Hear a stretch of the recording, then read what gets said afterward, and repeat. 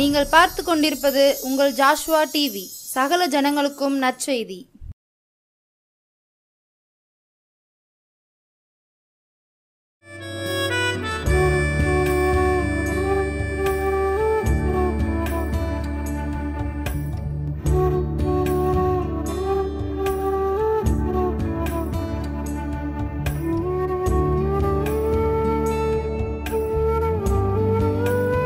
கிறிஸ்துவுக்குள் பிரியமான நம்முடைய ஜாஷ்வா டிவி நேயர் அனைவருக்கும் இயேசு கிறிஸ்து நாமத்தினால் மாலை நேர வணக்கத்தை நாங்கள் தெரிவித்துக் கொள்கிறோம். விசேஷமாக இந்த 2025ஆம் ஆண்டிலும் 3ஆவது மாதத்தில் கர்த்தர் இந்த ஊழியத்தை சிறப்பாய் செய்ய கிருபை செய்தார். மறுபடியுமாய் இந்த ஊழியத்தை செய்வதற்கு கர்த்தர் ஞானத்தையும் நல்ல கிருபையும் நல்ல பலனையும் கொடுத்த இயேசப்பாவுக்கு நன்றி சொல்கிறோம். இந்த ஜாஷ்வா டிவியோடு கூட இணைந்து ஊழியம் செய்வதில் மிகுந்த சந்தோஷம் அடைகிறோம். கர்த்தர் ஒவ்வொரு நாளும் ஊழியத்தின் பாதையில் கர்த்தர் பல நன்மைகளை கர்த்தர் கொடுத்து கொண்டு இருக்கிறார். இந்த செய்தியின் மூலமாய் ஒரு சிலர் ஃபோன் பண்ணி ஜெபிக்க சொல்கிறாங்க, அநேக காரியங்களை பேசுகிறாங்க. இன்னும் ஒரு சிலருக்கு நல்ல புரோஜனம் உள்ளதாய் இந்த செய்தி இருப்பதை குறித்து நாங்கள் மிகுந்த சந்தோஷம் அடைகிறோம். அதனால் இந்த செய்தியை நீங்கள் என்ன செய்யுங்க, பொறுமையாக நீங்கள் கேளுங்க. கர்த்தர் உங்களோடு கூட தெளிவாக பேசுவார், வார்த்தையின் மூலமாய் பேசுவார், வசனத்தின் மூலமாய் பேசுவார்.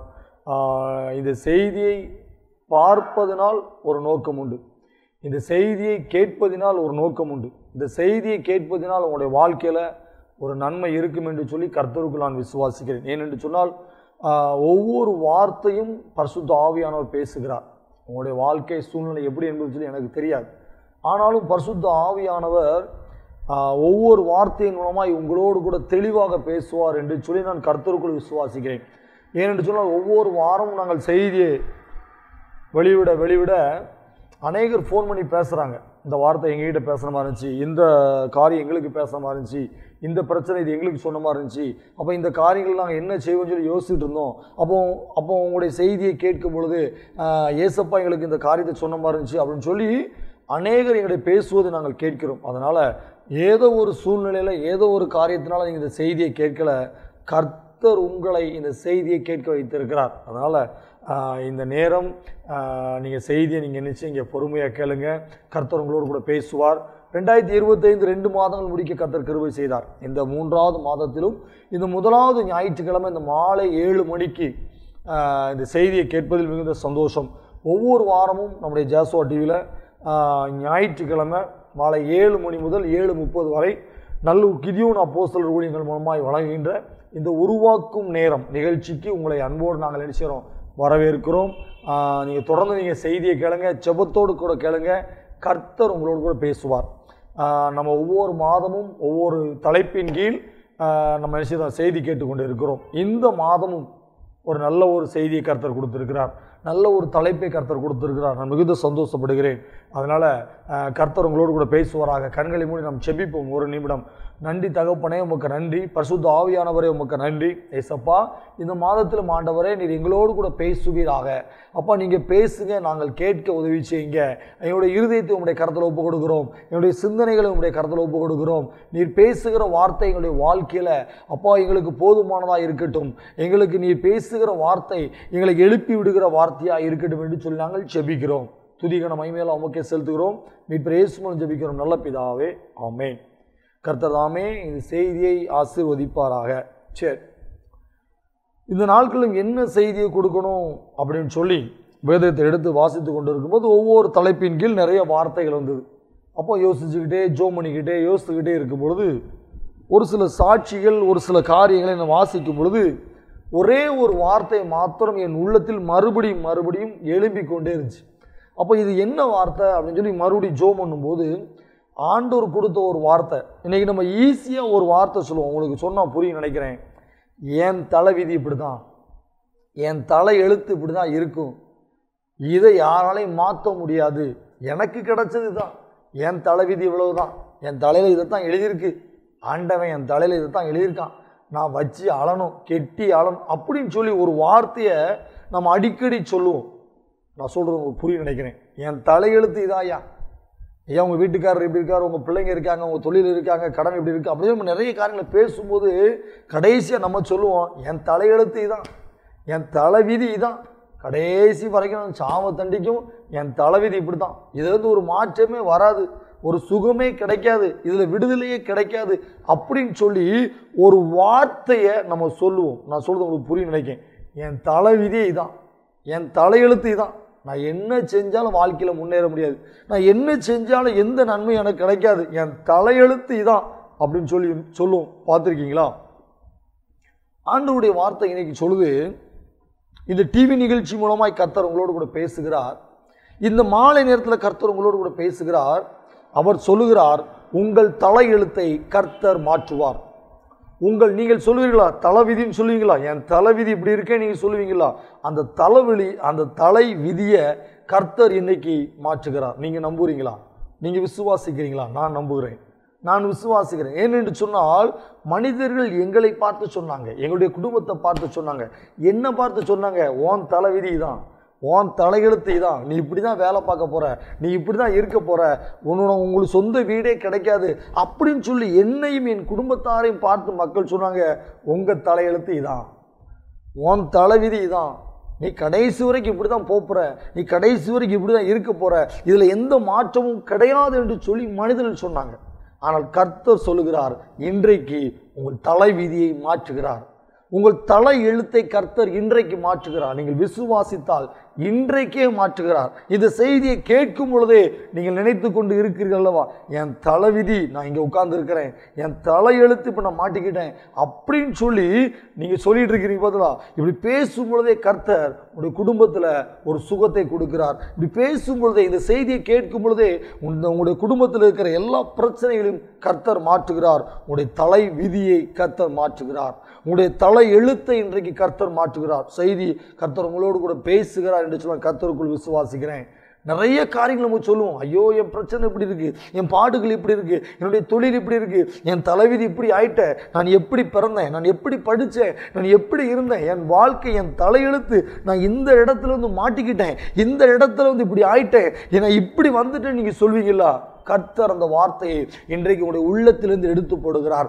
அந்த வார்த்தையை கர்த்தருடைய சிந்தனையிலிருந்து எடுத்து போடுகிறார். அந்த வார்த்தையை கர்த்தர் இன்றைக்கு உங்களுடைய குடும்பத்திலிருந்து எடுத்து போடுகிறார். நீங்கள் விசுவாசிக்கும் பொழுது கர்த்தர் சொல்லுகிறார், உங்கள் தலையெழுத்தை மாற்றுகிறார். உங்களுடைய தலையெழுத்தை கர்த்தர் மாற்றுகிறார்.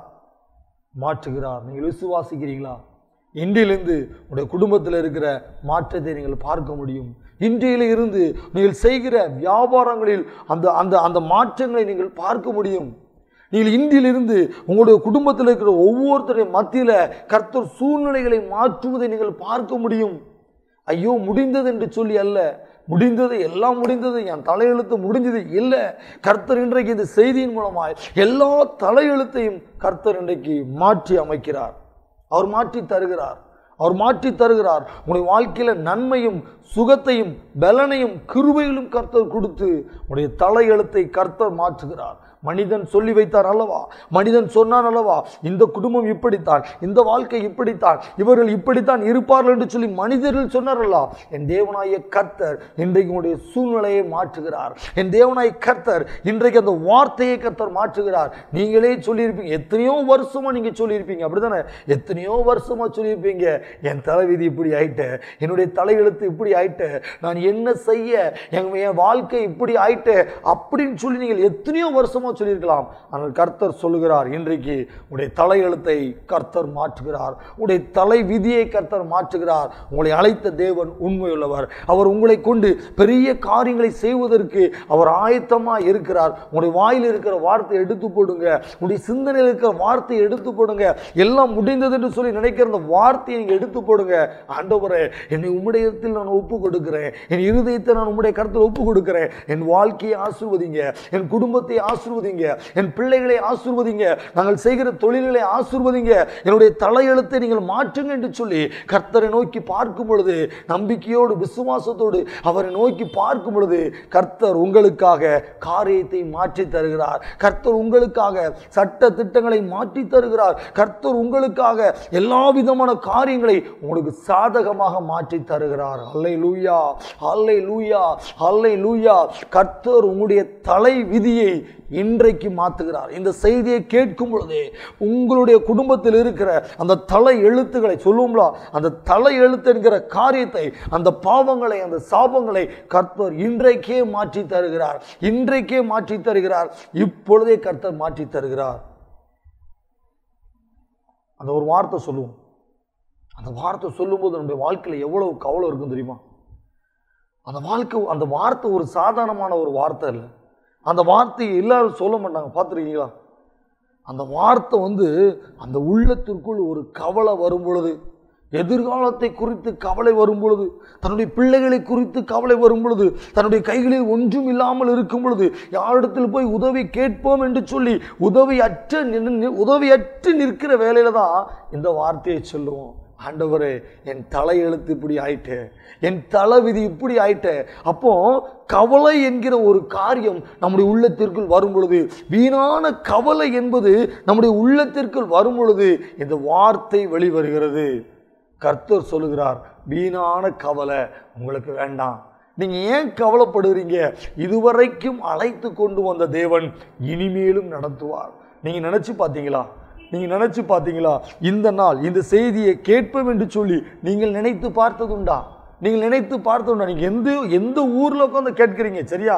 எங்கேயோ நீங்கள் பஸ்ஸில் போகும்போதோ ட்ரெயினில் போகும்போதோ இந்த செய்தியை கேட்டு இருக்கலாம். ஆனால் இதுவரைக்கும் அழைத்து கொண்டு வந்த கர்த்தர் உங்களை இன்னும் வாழ வைப்பார். உங்களை குறித்து கர்த்தர் இன்னும் திட்டம் வைத்திருக்கிறார். நீங்கள் அழிந்து போவதற்கல்ல, நீங்கள் முடங்கி போவதற்காக கர்த்தர் இந்த செய்தியை உங்களை கேட்க வைக்கல. நீங்கள் கவலைப்படாதீங்க. என் வாழ்க்கை இப்படி, என் தலையெழுத்து இப்படி, என் குடும்பம் இப்படி, என் வியாபாரம் போனது, என்னுடைய பிள்ளைகளுடைய வாழ்க்கை போனது, என்னுடைய குடும்பத்தில் சந்தோஷம் இல்லை, சமாதானம் இல்லை, நான் என்ன செய்ய போகிறேன் என்று சொல்லி வருத்தத்தோட, கவலையோட, கண்ணீரோட, வழி தெரியாமல் உட்கார்ந்து இருக்கிறீங்களா? கர்த்தர் இன்றைக்கு உங்களுக்கு ஒரு வழியை காண்பிக்கிறார். இன்றைக்கே ஒரு வழியை தருகிறார். இன்றைக்கு உங்களுடைய வாழ்க்கையில ஒரு பெரிய நன்மையை கர்த்தர் கட்டளையிடுகிறார். பயப்படாதீங்க, கவலைப்படாதீங்க, வீணான கவலைப்படாதீங்க. அந்த கவலை கவலை கவலை, தன் கணவனை குறித்து கவலை, தன் பிள்ளைகளை குறித்து கவலை, தன்னுடைய பிள்ளைகளுடைய எதிர்கால வாழ்க்கைகள், எதிர்கால தேவைகள், இதை நினைத்து ஒவ்வொரு கவலைகள் நமக்குள்ளாய் வரும் பொழுதுதான் நாம் இந்த வார்த்தையை சொல்லுகிறோம். ஐயோ, என் தலையெழுத்து இப்படி ஆயிட்ட, என் வாழ்க்கை இப்படி ஆயிட்ட, என் விதி இப்படி ஆயிட்ட, நான் என்னெல்லாம் நினைச்சேன், நான் என்னெல்லாம் செய்யணும்னு சொல்லி நினைச்சேன், என் வாழ்க்கை இப்படி இருக்கணும், என் வீடு இப்படி கட்டணும், நான் இப்படி தொழில் செய்யணும், என் ஊழியம் இப்படி செய்யணும் என்று சொல்லி அநேக காரியங்களை நீங்கள் நினைத்திருக்கலாம். ஆனால் அந்த காரியங்கள் வாய்க்கலன்னு சொன்னோன்னே உங்களுக்குள்ள கவலை வந்துட்டு, கவலைப்படாதீங்க. மத்தேயு 17ஆம் அதிகாரம் 28வது வசனம் சொல்லுது, வருத்தப்பட்டு பாரம் சுமக்கிறவர்களே, நீங்கள் எல்லோரும் என்னிடத்தில் வாருங்கள், நான் உங்களுக்கு எல்லைப்பாறுதல் தருவேன் என்று கர்த்தர் சொல்லுகிறார். வருத்தப்பட்டு பாரம் சுமக்கிறவர்களே, அப்போ கவலையோடு இருக்கிற நீங்க எந்த மனிதனிடத்தில் போனாலும் சந்தோஷத்தை தர முடியாது. நீங்கள் பல லட்சங்களை செலவழித்தாலும் சந்தோஷம் பெற்றுக்கொள்ள முடியாது. ஆனால் கர்த்தர் சொல்றாரு, வருத்தப்பட்டு பாரம் சுமக்கிறவர்களே, நீங்க கவலையோடு அந்த வார்த்தை பேசுறீங்க, யாரும் எனக்கு இல்லைன்னு சொல்லி நீங்க பேசுறீங்க, என் வாழ்க்கை முடிஞ்சுது, என் குடும்பத்தோட வாழ்க்கை முடிஞ்சுது, என் தொழில் முடிஞ்சுது, என் ஊழியம் முடிந்தது என்று சொல்லி, உங்களுடைய பிள்ளைகளுடைய வாழ்க்கை முடிந்தது என்று சொல்லி நீங்க கவலையோடு இருக்கீங்க தெரியுமா? வருத்தத்தோடு உட்கார்ந்துருக்கீங்க தெரியுமா? வழி தெரியாம உட்கார்ந்துருக்கீங்க தெரியுமா? கர்த்தர் உங்களை பார்த்து சொல்றாரு, வருத்தப்பட்டு பாரம் சுமக்கிறவர்களே, நீங்கள் எல்லாரும் இயேசு கிட்ட வாங்க, நீங்க இயேசு கிட்ட வாங்க, அவர் உங்களை வாழ வைப்பார், அவர் உங்களுக்கு சுகத்தை தருவார். உங்களுடைய கவலைகளை எல்லாம் மாற்றுகிறவர் இயேசு ஒருவரே. அவர் வேற உங்களோட ஒன்றையும் கேட்கலங்க, எனக்கு இத்தனை கோடியை கொண்டு வா கேட்கலங்க. அவர் உங்கள் இருதயத்தை மாத்திரம் தான் கேட்குறாரு. இந்த இருதயத்தில் சொல்லுங்க, இயேசுவே, என்னால் இந்த பாரங்களை சுமக்க முடியலை, என்னால் இந்த கவலைகளை சுமக்க முடியலை, என்னால் இந்த காரியங்களை சுமக்க முடியல, எனக்கு வாழ்க்கை என்பது மிகவும் பயமாக இருக்குது, என்னுடைய எதிர்கால வாழ்க்கை என்பது மிகவும் பயமாக இருக்குது, நான் என்ன செய்ய எனக்கு தெரியலை ஆண்டவரே, என் வாழ்க்கை இப்படி ஆயிட்டது, என் குடும்பம் இப்படி ஆயிட்டது, என் பிள்ளைகளுடைய வாழ்க்கை இப்படி ஆயிட்டது, நான் என்ன செய்வேன் என்று சொல்லி நீங்கள் கலங்கி அப்போ ஐயோ அழுது கொண்டு இருக்கிறீர்கள் என்று சொன்னால் இயேசு கிட்ட சொல்லுங்க, இயேசப்பாட்ட சொல்லுங்க, இயேசப்பா என் கவலையை நான் உம்முடைய கரத்தில் ஒப்பு கொடுக்கிறேன், என் பலகீனங்களை உம்முடைய கரத்தில் ஒப்பு கொடுக்கிறேன், என் தேவைகளை நான் உம்முடைய கரத்தில் ஒப்பு கொடுக்கிறேன். அப்பா என்னை வாழ வைங்க, என் குடும்பத்தை நீங்க வாழ வைங்க, என் தேவைகளை சந்திச்சு தாங்க அப்படின்னு சொல்லி கர்த்தரை நோக்கி பார்க்கும் பொழுது அவர் உங்களுக்குள் இருக்கிற எல்லா கவலைகளையும் அவர் எடுத்து போடுகிறார். கவலைப்படாதீங்க, எதை குறிச்சும் கவலைப்படாதீங்க. கர்த்தர் உங்களை குறித்து பெரிய திட்டம் வைத்திருக்கிறார். லூக்கா 12ஆம் அதிகாரம் 25வது வசனம் சொல்லுகிறது, கவலைப்படுகிறதுனாலே உங்களில் எவன் தன் சரீர அளவோடு ஒரு முழத்தை கூட்டுவான். நீங்க கவலைப்படுவதனால நம்முடைய உடம்புல ஏதாவது செய்ய முடியுமா? யோசித்து பாருங்க. ஒரு முழத்தை கூட்ட முடியுமா? இல்லை ஒரு முழத்தை குறைக்க முடியுமா? இல்லைங்க. கவலைப்படாதீங்க, குடும்பத்தை குறித்து கவலைப்படாதீங்க, இப்படி எதிர்கால காரியங்களை குறித்து நீங்கள் கவலைப்படாதீங்க. ஐயோ என் தலையெழுத்து இப்படி ஆயிட்டே. இல்லை இல்லை இல்லை, நீங்கள் கவலைப்படாதீங்க. முதல்ல கவலைப்படாதீங்க. நீ கவலை எல்லாத்தையும் கர்த்தர் மேலே வைங்க, அவர் கர்த்தர் பார்த்து கொள்வார். அவரை வசனம் சொல்லுது, எண்ணத்தை உண்போம் எண்ணத்தை உடுப்போம் என்று சொல்லி நீங்கள் கவலைப்படாதீங்க. ஐயோ நான் என்ன சாப்பிட போகிறேன், என் பிள்ளைகளுக்கு என்ன சேர்த்து வைக்க போகிறேன், என் பிள்ளைகளை நான் எப்படி படிக்க வைக்க போகிறேன், என் குடும்பம் எப்படி இருக்கும், என்னுடைய பிள்ளைகளுடைய வாழ்க்கை எப்படி இருக்குன்னு சொல்லி நீங்க கவலைப்படாதீங்க. ஆகாயத்து பறவைகளை நீங்க நோக்கி பாருங்க, அவைகள் விதைப்பதும் இல்லை, அவைகள் அறுப்பதும் இல்லை, ஆனாலும் கர்த்தர் அதனை போஷிக்கிறார். அதை விட மனிதர்களாகிய நீங்களும் நானும் கர்த்தருடைய பார்வையில் மிகவும் விலையேற பெற்றவர்கள். உங்களை அழைத்தவர் உண்மை உள்ளவர். கவலைப்படாதீங்க, கவலைப்படாதீங்க, கவலைப்படாதீங்க. கர்த்தர் உங்களை ஆசீர்வதிப்பார், கர்த்தர் உங்களை ஆசீர்வதிப்பார், கர்த்தர் உங்களை ஆசீர்வதிப்பார். கவலைப்படாதீங்க. உங்கள் வாழ்க்கையை குறித்து, உங்களுடைய பிள்ளைகளுடைய வாழ்க்கையை குறித்து நீங்கள் கவலைப்படாதீங்க. நீங்கள் மறுபடியும் சொல்லாதீங்க, என் வாழ்க்கை போயிட்டு என் குடும்பம் போயிட்டு என்று சொல்லி நீங்கள் சொல்லாதீங்க. கர்த்தர் உங்களை ஆசீர்வதிப்பார். பிலிப்பியர் 4ஆம் அதிகாரம் 6ஆம் வசனம் சொல்லுது, நீங்கள் ஒன்றுக்கும் கவலைப்படாமல் எல்லாவற்றையும் குறித்து உங்கள் விண்ணப்பங்களை சோஸ்திரத்தோடு கூடிய ஜெபத்தினாலும் வேண்டுதலினாலும் தேவனுக்கு தெரியப்படுத்துங்கள். நீங்க மனுஷங்கிட்ட போய் சொல்லாதீங்க, மனுஷன்கிட்ட போய் பேசாதீங்க, சொந்தக்காரங்க கிட்ட சொல்லாதீங்க, உங்களுடைய உறவுகிட்ட நீங்க சொல்லாதீங்க, உங்களுடைய உடன் பிறந்தவங்கள்ட்ட சொல்லாதீங்க. யாருமே உங்களுக்கு உதவி செய்ய மாட்டாங்க. பல ஆலோசனை கொடுக்கிற மாதிரி கொடுப்பாங்க, ஆனா உங்களுக்கு நல்ல வழி காண்பிக்க மாட்டாங்க. ஆனால் கர்த்தர் சொல்றாரு, நீ என்கிட்ட வா, நீ என்கிட்ட சொல்லு, உன் தலையெழுத்தை மாற்றுவேன் என்று கர்த்தர் சொல்லுகிறார். கர்த்தரை நோக்கி அவரிடத்தில் பேசும் பொழுது கர்த்தருடைய வாழ்க்கையை மாற்றுகிற தேவனாய் இருக்கிறார். இந்த செய்தியை கேட்கிற யாராக இருந்தாலும் சரி, கர்த்தரிடத்தில் ஜெபிக்கும் பொழுது, அவரிடத்தில் பேசும் பொழுது அவர் உங்களுடைய தலையெழுத்தை அவர் மாற்றுகிற தேவனாய் இருக்கிறார். உங்களுடைய சூழ்நிலைகளை அவர் மாற்றுகிற தேவனாய் இருக்கிறார். இப்படி இருந்த குடும்பம் ஐயோ இப்படி ஆயிட்டே, இவர்கள் எழும்புவார்களா எழும்ப மாட்டார்களா என்று சொல்லி பல மனிதர்களை பார்த்து பேசிக் கொண்டிருக்கலாம். கர்த்தர் சொல்லுகிறார், நீங்கள் அவரை நோக்கி பார்க்கும் பொழுது கர்த்தர் உங்களை உயர்த்துவார். உங்களுடைய விதிகளை கர்த்தர் மாற்றி போடுகிறார், உங்களுடைய தரித்திரங்களை கர்த்தர் மாற்றி போடுகிறார். உங்களுக்கு இருக்கிற எல்லா விதமான இடுக்கமான பாதைகளும் கர்த்தர் உங்களுக்கு மாற்றி போடுகிற தேவனாய் இருக்கிறார். எல்லாவற்றையும் ஜெபத்தினாலும் விண்ணப்பத்தினாலும் கர்த்தரிடத்தில் செலுத்தும் பொழுது, அவரிடத்தில் பேசும் பொழுது உடைய காரியங்களை கர்த்தர் வாய்க்க செய்கிற தேவனாய் இருக்கிறார். செய்தியை கேட்கிற உங்களோடு கூட கர்த்தர் பேசுகிறார், கர்த்தர் பேசிக் கொண்டு இருக்கிறார். கவலைப்படாதீங்க, கவலைப்பட ஒன்றும் செய்ய முடியாது. சுற்றி இருட்டி அடைத்து வைப்பது போல இருக்கும். கவலைப்படாதீங்க. உங்களை அழைத்தவர் உண்மை உள்ளவர், இந்த செய்தியை கேட்க வைத்த ஒரு உண்மை உள்ளவர். அவர் உங்களோடு கூட பேசுகிறார். கவலைப்பட ஒரு காரியம் செய்ய முடியாது. வசனம் அழகா சொல்லுது, நீங்கள் ஒன்றும் குறித்து கவலைப்படாமல், ஒன்றையும் குறித்து கவலைப்படாதீங்க.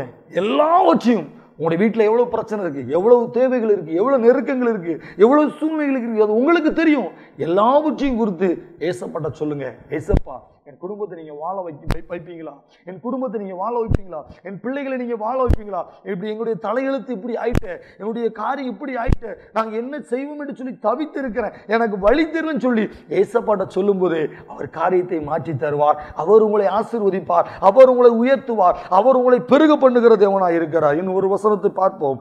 1 பேதுரு 5ஆம் அதிகாரம் 7வது வசனம், அவர் உங்களை விசாரிக்கிறவரானபடியால் உங்கள் கவலைகளை எல்லாம் அவர் மேல் வைத்து விடுங்கள். வசனம் அழகா சொல்லுதுங்க. இந்த வசனம் உங்களோடு கூட பேசுதுங்க.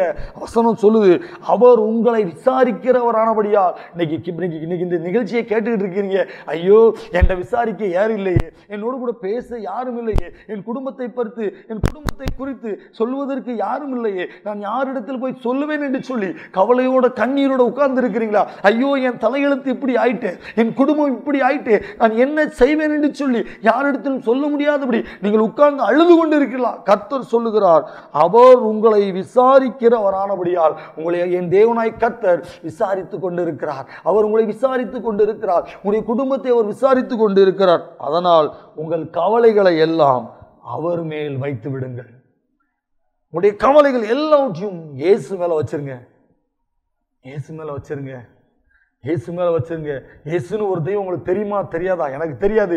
இயேசுவே, என்னுடைய கவலைகளை உங்களுடைய கருத்தில் ஒப்பு கொடுக்கிறேன், என்னுடைய குடும்பத்தில் இருக்கிற நெருக்கங்களை உங்களுடைய கருத்தில் ஒப்பு கொடுக்கிறேன் என்று சொல்லி அவரிடத்தில் சொல்லும் பொழுது அவர் உங்களை ஆசீர்வதிப்பார். அவர் உங்களை ஆசீர்வதிப்பார். அவர் உங்களை விசாரித்துக் கொண்டு இருக்கிறார். அவர் இன்றைய வரைக்கும் உங்களை பாதுகாத்துக் கொண்டு இருக்கிறார். அவர் இன்றைய வரைக்கும் உங்களை நடத்தி கொண்டு இருக்கிறார். யாரும் எனக்கு இல்லைன்னு சொல்லி வருத்தப்படுறீங்களா?